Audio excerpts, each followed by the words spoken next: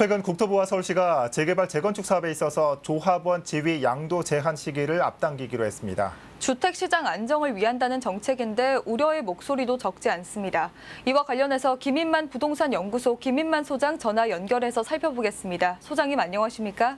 네, 안녕하세요. 김인만입니다. 네, 이 정비사업 조합원 지위 양도를 앞당기겠다. 이 투기 수요를 일찌감치 차단하겠다는 건데 먼저 이번 정책 간단히 설명 좀 해주시죠.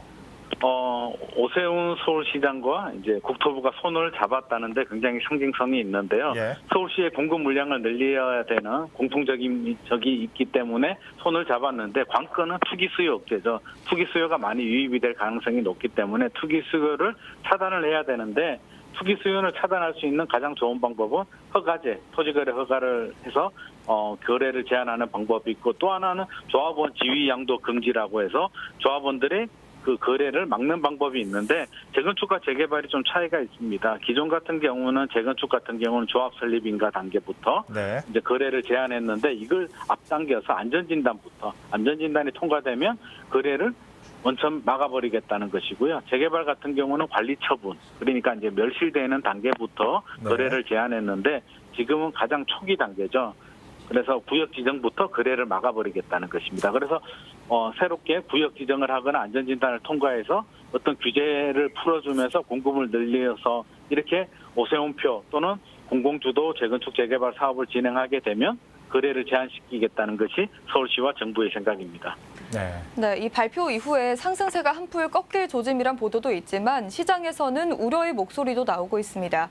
매물 부족에 따른 집값 상승 우려도 있고 실수요자에게는 악재로 작용할 수도 있어 보이는데 어떤 문제점들이 전망됩니까? 정부나 서울시 입장에서는 어쩔 수 없는 선택이었던 것 같아요. 지금 투기 수요를 막아야 되는 데는 뭐 당연히 그렇게 해야 될 조치인데 네. 이게 투자 심리가 꺾이지 않다 보니까 누군가는 투자를 하고 싶어 하는데 못하게 막으면 어떻게 되겠습니까? 우리 지금 4년 동안 계속 반복됐던 일인데 풍선 효과가 생기겠죠. 안전진단 통과부터 거래를 제한시키게 되면 안전진단을 통과는 안 했지만 추진하는 단지들이나 아니면 기대감이 있는 단지들, 용적률이 낮거나 그 입주 연도가 뭐 1993년에서 85년 사이 되는 단지들의 기대감 때문에 투자 수요가 많이 유입이 될 가능성이 있고요.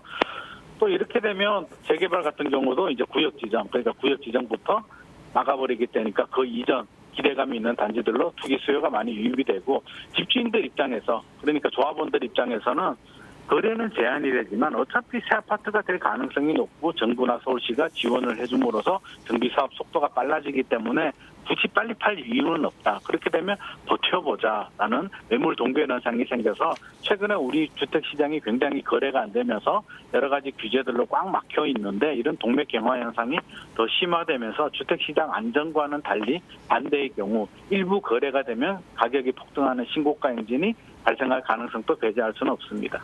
예, 서울시와 국토부가 이런 우려점들을 예측하지 못했을 리 없었을 텐데 이번 정책을 발표한 데는 우려점보다는 이를 통해 얻는 실익이 더 많을 거란 판단에서일까요? 이번 정책을 추진한 배경 어디 있을까요? 저는 현실적으로는 방법이 없었다라고 봐요. 이걸 뭘 원천 봉쇄할 수도 없고요. 주택거래 허가제를 할 수도 없고요. 하긴 해야 되는데 지금 선택할 수 있는 방법으로서는 저는 최선의 선택이라고 보여져요. 다만 부작용은 예상이 되는데 이제 오세훈표 재개발, 재건축 또는 공공주도 재건축 재개발을 할 때 구역 지정 시작 단계부터 맞기 때문에 적어도 새롭게 시작되는 이런 서울시나 국토부의 새로운 재건축 재개발 정비 사업에 대해서는 투기 수요를 차단할 수 있어서 굉장히 효과는 있고요. 또 시장에 대한 이런 부작용들, 풍선 효과들은 또 추가로 시장 상황을 면밀히 살펴보면서 또 보완 대책을 마련해야 될 것 같습니다. 네.